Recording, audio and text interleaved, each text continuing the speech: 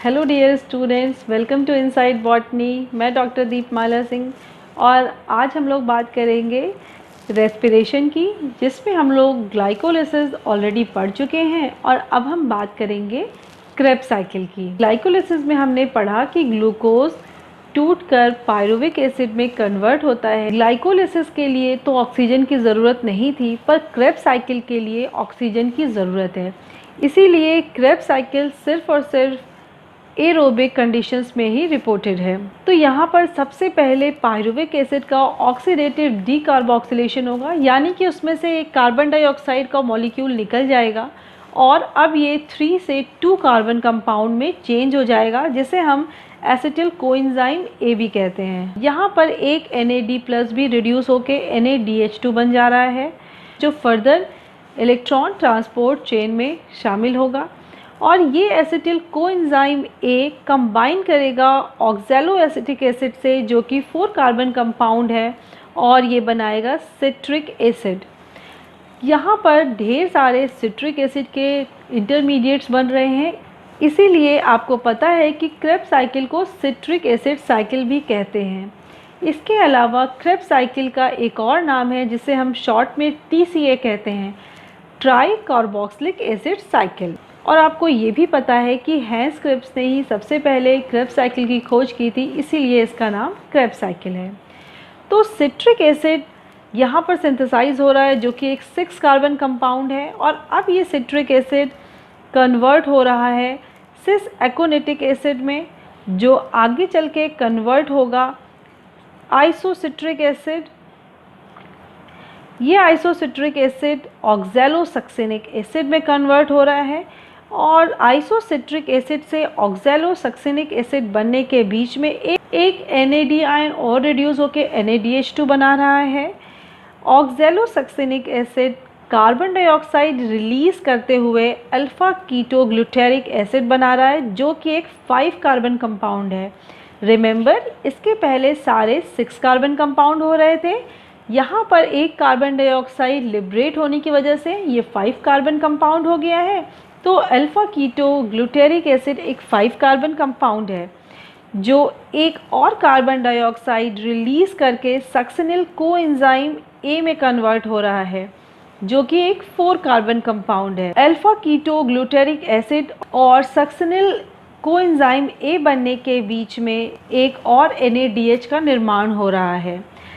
सक्सेनिल coenzyme A convert हो रहा है सक्सेनिक एसिड में, जो अगेन एक 4 कार्बन कंपाउंड है, और यहाँ पर एक ATP का निर्माण हो रहा है और साथ में ही एक GTP का निर्माण भी हो रहा है। GTP, इसे ETS में जाने की ज़रूरत नहीं है, यानी इलेक्ट्रॉन ट्रांसपोर्ट में जाने की ज़रूरत नहीं है, क्योंकि आपको पता है ये डायरेक्टली ATP सिंथेसाइज कर सकता है। जबकि सक्सेनिक एसिड से फ्यूमरिक एसिड बनने में एक FADH2 का निर्माण हो रहा है। ये FADH2 भी इलेक्ट्रॉन ट्रांसपोर्ट चेन में भाग लेगा। फ्यूमरिक एसिड मैलिक एसिड में कन्वर्ट हो रहा है, और ये malic acid again oxalo acetic acid में कन्वर्ट हो रहा है। तो हम कह सकते हैं कि ऑक्सैलो एसिटिक एसिड यहाँ दोबारा बन रहा है, यानी उसका रीजनरेशन हो रहा है, और फिर ये oxalo acetic acid again participate कर सकता है नए एसिटिल कोएंजाइम के साथ, फिर से सिट्रिक एसिड कंपाउंड बनाने के लिए। क्रेब्स साइकिल का पूरा ही प्रोसेस आपको पता है माइटोकॉन्ड्रियल मैट्रिक्स में हो रहा है, जबकि आपको पता है कि succinic dehydrogenase integral protein part है इनर माइटोकॉन्ड्रियल मेम्ब्रेन का। उसके बारे में आपको एक ख़ास बात और पता है कि ये इनर माइटोकॉन्ड्रियल मेम्ब्रेन जो है बहुत ही फोल्डेड होती है और पूरे माइटोकॉन्ड्रिया को कंपार्टमेंट्स में ऑलमोस्ट डिवाइड कर देती है।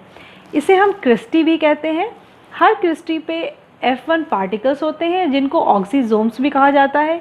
यही वो चैनल हैं जो ATP बनाने में मदद करते हैं, तो इन्हें हम ATPase भी कहते हैं। क्रेब्स साइकिल को एम्फीबोलिक साइकिल्स भी कहा जाता है, क्योंकि आपको अगेन पता है इसके बहुत सारे इंटरमीडिएट्स अलग अलग जगह पर यूज़ हो रहे हैं, अलग अलग साइकिल्स में यूज़ हो रहे हैं। और अगर हम बात करें अल्फ़ा कीटो ग्लूटेरिक एसिड की, तो ये तो बहुत ही इम्पॉर्टेंट इंटरमीडिएट है, क्योंकि आपको पता है ये आगे चल के क्लोरोफिल के निर्माण में हेल्प करता है। क्लोरोफिल बहुत ही इम्पॉर्टेंट पिगमेंट है प्लांट के लिए। इसके अलावा ये ग्लूटामिक एसिड बनाता है जो फाइनली प्रोटीन को बनाता है और भी बहुत सारे अमीनो एसिड बनाने में हेल्प करता है। यही हम अगर सक्सिनिल कोएंजाइम ए की बात करें तो वो साइटोक्रोम और कुछ बुक्स के अकॉर्डिंग फाइटोक्रोम्स बनाने में भी हेल्प करता है। और हम बात करते हैं ऑक्जेलो एसिटिक एसिड की।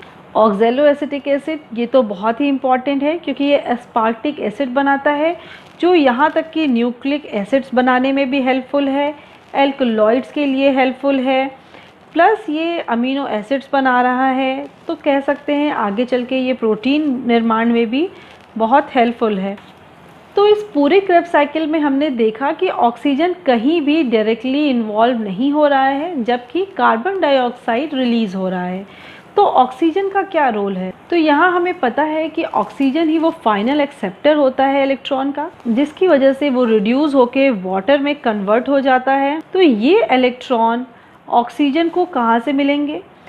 आपको पता है NAD और FAD रिड्यूस होने के बाद NADH2 और FADH2 में कन्वर्ट हो चुके हैं।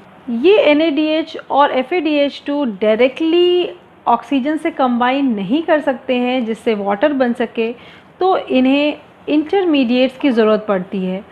यहाँ पर साइटोक्रोम्स कैरियर्स इंटरमीडिएट की तरह सर्व करते हैं और ये साथ में क्या बनाते हैं? इलेक्ट्रॉन ट्रांसपोर्ट सिस्टम, जिसको हम लोग ETS भी कहते हैं। ये ETS इनर माइटोकॉन्ड्रियल मेम्ब्रेन में लोकेटेड होती है जहाँ प्रोटॉन ग्रेडियंट की वजह से ATP के निर्माण आसानी से होता है, जिसको हम लोग ऑक्सीडेटिव फॉस्फोराइलेशन भी कहते हैं। और आपको पता है कि ऑक्सीजन में हाई टेंडेंसी होती है इलेक्ट्रॉन एक्सेप्ट करने की, जिसकी वजह से वो रिड्यूस होके वाटर बनाता है।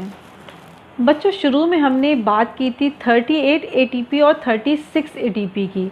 आपको कई बार इक्वेशन में दोनों अलग अलग जगह पर लिखा हुआ मिल जाता है, तो आप कंफ्यूज हो जाते हैं कि सही क्या है। देखा जाए तो दोनों ही सही है। ये डिपेंड करता है कि NADH कौन सा पाथ अचीव कर रहा है, वो किस रास्ते पे चल रहा है। क्योंकि अगर मैलेट एस्पार्टेट शटल के थ्रू NADH2 अपना इलेक्ट्रॉन पास ऑन करता है तो वहाँ पर 38 ATP का निर्माण होता है, क्योंकि यहाँ पर NADH2 डायरेक्टली अपना इलेक्ट्रॉन ट्रांसफ़र कर रहा है। और आपको पता है कि एक NADH2 3 ATP का निर्माण कर सकता है, जबकि ग्लाइसरॉल फॉस्फेट शटल में NADH2 अपना इलेक्ट्रॉन FAD को ट्रांसफ़र करता है, जिससे वो FADH2 बन जाता है और फिर ये FADH2 डायरेक्टली यूबिक्विनोन को इलेक्ट्रॉन पास ऑन करता है। और आपको पता है कि एक FADH2 2 ATP का निर्माण कर सकता है। तो इस तरीके से 36 ATP का निर्माण होता है। तो हम कह सकते हैं कि complete oxidation of one molecule of glucose results in the synthesis of 38 or 36 ATP plus 6 carbon dioxide and 6 water molecules. This is all about Krebs cycle and this is all about aerobic respiration. तो आज के लिए बस इतना ही। Next lecture में नए topic के साथ मिलेंगे। Till then, take care. Bye bye.